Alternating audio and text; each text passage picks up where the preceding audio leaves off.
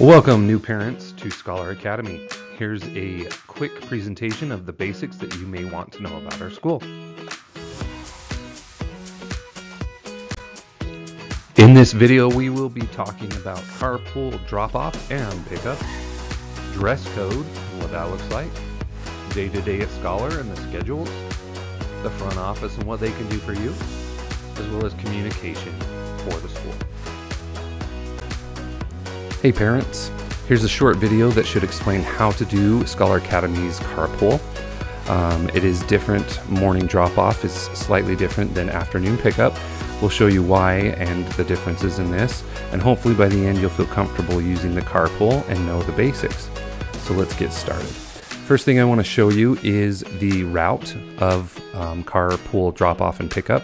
The first thing you're going to notice is that you enter off 100 East here, you enter towards the south, and it does this little loop around the parking lot in front of the school, and then you exit here on the north end. We do ask that most parents try to go towards 100 or 1000 because that keeps this front area clear and less traffic. It's easier for everyone. But so that's the basic. After school, the behind the school is open. So this little path back here is open after school, and I'll explain that in the afternoon one. So let's get started with morning drop-off. First thing to note is that morning drop-off is a little less chaotic because morning drop-off is 45 minutes or so. School starts at 8:30, and we do have parents start dropping off around 7:45. We do ask that you try and get it as close to school time as possible so it's not too hectic in the school, but 8:15 or so is a great time to drop off your students. Okay, now the first thing I want to just show you is if you choose not to actually even drive in the school property, you do have an option. A lot of parents will drop their students off over here, this road along the apartments. We as a school do have a little area over here. Let me show you. Right here is a gate where if you do choose to drop your students off, you can drop them off over there and the students can walk through the gate, cross the crosswalk, and then come in the school. Okay, so that is a possibility if you're choosing not to actually even enter. Some parents do prefer this. A little bit less time for you if you're in a hurry or so. Okay, so this whole road over here is good for drop off, drop your student, cross the crosswalk, and they can enter the school. Okay, all right, now if you do choose to enter the school, here's how it looks. So you pull in right here, and the first thing you're going to notice is that there's 3 lanes. Okay, this lane all the way to the left tapers in to the 2 lanes. So we recommend that in these first 2 lanes you just choose either one, and they will guide you around the front of the school. All right, so before school, the thing I want you to see is the back of the school path is not open. And the reason we do that is because we do have students outside playing in the playground if the weather is nice. So the path in the morning is only through here in front of the school and then exit. Okay, that's one thing that's different. We will have a crosswalk person starting at 8 o'clock at that crosswalk, the front crosswalk as well. This side crosswalk should have one as well. But I want to point out that this section over here is for the parents who would like to. You're welcome to pull in. You can get out with your kids, cross the crosswalk, walk them into the school. So parents who choose to walk their kids into the school, this is the area that would be. Okay, so you could park, walk them in, come back, get in your car, follow the path, and then leave the school. Okay, so that's always an option we want you to have.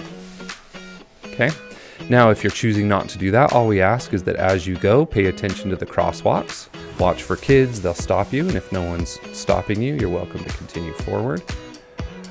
It does turn, and there's a line where we just ask that you respect the person next to you, so whoever gets there first usually goes first. So if 2 cars get here at the same time, allow the one who is there first to go.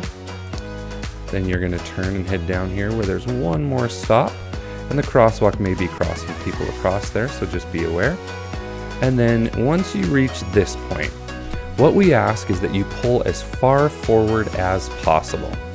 Now, the reason for that is if you were to pull right to this point and stop and let your kids out, you would be blocking this long path of cars. So what we ask is that if there's empty space in front of you, you continue forward. That may be to the car ahead of you right here. It may be along there, but we ask even all the way up here, because the truth is, if we had a bunch of cars back to back and we had them all lined up, if all of them are able to exit their kids at one time, it's going to go lots quicker than if we just have one car at a time stopping right up here at the front. So once again, pull as far forward as possible, let your student out. Once you've let them out, you can merge to the left and then head towards the exit, and you're on your way. Morning pickup is a lot quicker, mainly because of that 45-minute window we talked about. This front crosswalk in the morning is also a choice. Some cars in the morning just do a quick pull up over here, drop their students off, and we will have staff up here to cross them, but only in the morning. This is an important one to note, that crosswalk is only in the morning. Okay, and the reasoning behind this again is because of the 45-minute drop off. There's enough time that it doesn't get congested and stuff. Okay, so that is morning drop off. Afternoon pickup, slightly different. Okay, few things to note. Afternoon pickup, the back is open, so there's going to be two paths through the school, and the front crosswalk is closed. Now let me explain that, because that seems to be a big confusing one that parents don't understand the purpose. But here's the reasoning. Because drop off is a lot shorter, pickup in the afternoon is a lot shorter. In the past, we had a lot of parents parking along this road. It became very congested and it slowed down the whole traffic, as well as we would have parents having their kids run across the road, or kids just running across the road, which is very dangerous. And we had a few students who were very close to being hit. So working with the mayor as well as the police here in Tooele, they've decided with us that the safest thing is to use this road on this side, because the traffic is much less, and not to have students going across. So in the afternoon, the reason this crosswalk is not used is because it's a lot more dangerous for those students to be crossing this section. Therefore, we've chosen to close that in the afternoons. Okay, there are still options for you though. Once again, this side area is open. This is the main path we send kids out of the school. So they will exit the school, some through the back to this crosswalk, some to the front to this crosswalk, and they can exit and get to this road really easily if you're waiting for them. Okay. Now, if you're choosing to drive through carpool and pick up your kids here at the front or in the back, what we ask is that we separate families by last name. We ask that if your last name starts with an M through Z, you go to the back of the school. A through L, you go to the front of the school. This just splits it 50-50 so that neither area gets too congested. Now, if you have a kindergartner, the kindergarten classes, I'm going to show you on the actual one. Kindergarten classes exit in this section right here. And we do say that if you have any of your students in kindergarten, you are welcome to pick up your students in the front of the school regardless of your last name. So once again, if you have a kindergartner, please feel free to use the front of the school no matter what your last name is. But otherwise, we would have the by the letter of your name in those sections. So once again, A through L is the front of the school, M through Z the back, unless you have a kindergartner. Okay. Now, as your car pulls in, the two lanes to the left take you to the front of the school. The right lane takes you to the back of the school. Okay. If you are in the letters M through Z, you are going to jump right to that right lane, M through Z. You will enter to that right lane to go to the back of the school. And if you have a kindergartner or you are A through L, you will go to the front of the school. This left lane once again tapers, so I always recommend getting in these two, but there is a little space where you can merge over, and we just ask that people are respectful and let people in those areas. Now, as you enter, once again, please be aware that we do have the crosswalk. There will be staff, and we have several more in the afternoon. So there should be 2 or 3 people running this one. Just keep an eye out so that you're not crossing or endangering any students. You're going to wait patiently here. If you're in the right lane, you're going to be going to the back of the school. If you're in the other lanes, you'll go to the front. Once you get to this point, once you see it's open, you are welcome to turn to head to the back of the school if you're in that section, but try to be in that right lane by that point, because it's much harder if you're in the other lane for us to merge you over there. Okay, so once again, that's going. Pull up as far as you can, and your students back here should be waiting for you. Okay, once you get them picked up, merge to the right, and you are good to exit. There will be a staff member in this section, kind of rotating left and right, cars in the front and cars in the back, so that they're able to go at a fair pace. Okay, if you were going to the front of the school, you should be in the left lane here. Then once the area is clear and the staff has allowed you to go, you will go and pull forward as far as possible. Please make sure not to stop if there's room in front of you. We will have your kids run up forward and follow your car. I know that's frustrating for some, but the truth is that makes it so we can have 50 cars being filled up rather than just 1 or 2 here at the front. So please pull forward as far as possible. Once your students have gotten into the car, please feel free to merge left, and the person in front of the school will allow you to leave again here at the 100 East. Again, we do ask that you try to go out this 1000 section, because then it keeps the front of the school clear, and we'll be from there. We do have handicap parking that is located in this area, and if you are there, we will help you get across that crosswalk, but that is really the only reason we would have anybody using that front crosswalk. Okay. All right. Once again, if you are a person who would like to go in and pick up your students, you are welcome to. This area over here, and technically all the way down here, if there's an empty spot, you're welcome to get in, cross the crosswalk, and you can go get your kids. And then once you've got them, you can go back to your car and follow your way through carpool. Okay, this is the basics.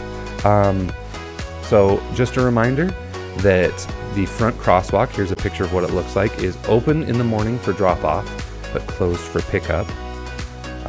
Morning carpool, the back is closed because kids are in the playground and only the front, but we also have a 45-minute window. The crosswalk in the front is open, so you can drop off your kids there. This area over here by the apartments can always be used to drop off your students. The afternoon pickup, the front crosswalk is closed, but the back is open as well as the front, so there's 2 paths, A through L in the front and through Z in the back, unless you have a kindergartner, where kindergarten will be picked up here. If you're a parent who wants to pick up your kids, you are welcome to park your car, walk across this crosswalk here, and enter the school. And that is the basics. So hopefully this will help you and you'll feel comfortable going. If you do have any questions, feel free to contact a friend who's been here for a while, the office, or a staff member. Thank you. Well, let's talk about Scholar Academy dress code. Shirts must be a solid white, royal blue, lime green, navy blue, or purple. Shirts must have a collar. No logos or designs are allowed. Can be long or short sleeves. Ties are permitted. Turtlenecks are acceptable. Undershirts must be the same school colors. Shirts must cover midriff. Sweaters, sweatshirts, and vests must be school colors to be worn in class. And no hoods are allowed in the classroom. Alright, bottoms must be solid colored khaki, navy blue, or black.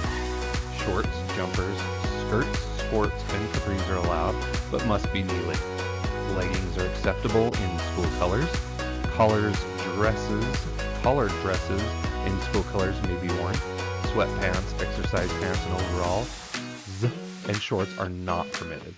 Denim jeans are not permitted on normal dress days. Accessories, no flip-flops. Sandals are acceptable during warm weather, but have to have a back strap on them. No shoes with heels like those Heelys are permitted. No hats are permitted. Hair needs to be neat, not distracting, and it needs to be free of color. So no hair tint, hair dye, or temporary color. Jewelry should be limited to and not distracting. Okay, so as long as it's not distracting others. Students in K through 5 are not permitted to wear makeup. Students 6 through 8 may wear light makeup. Casual Fridays. So Fridays we allow students to wear jeans. shorts, capris, skirts, or long jeans on Fridays with a uniform top. So they still must wear a uniform top, but jeans are great. They need to have minimal holes. We know that that's a style that tends to be around when purchasing. So we shared a picture of what's okay and what's not okay. Too many holes. Usually we use a 4-finger check, where if we hold 4 fingers and if the hole's bigger than that, then it's unacceptable. Okay, then we also have what's a free dress day, which ultimately is you're able to wear regular clothes, both tops and bottoms. You can wear jeans, shorts, capris, skirts, long jeans, or other bottoms as long as they meet the length requirement and they're tasteful and appropriate. Jeans still may have minimal holes, no crop tops, spaghetti straps, shirts, or short shorts are preferred.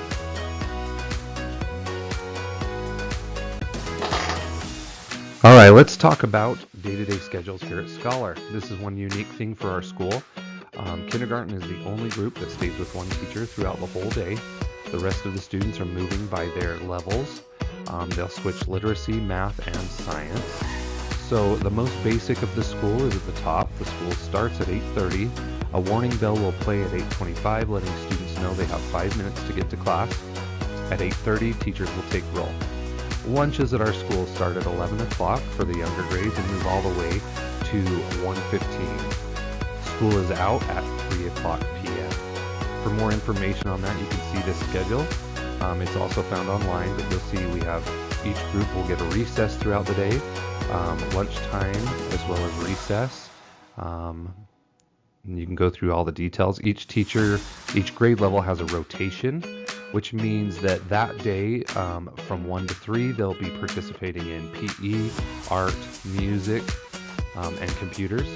So the grades of those are below. Mondays, 4th grade, Tuesdays, 5th grade, Wednesdays, 1st grade, Thursdays, 2nd grade, and Fridays, 3rd grade.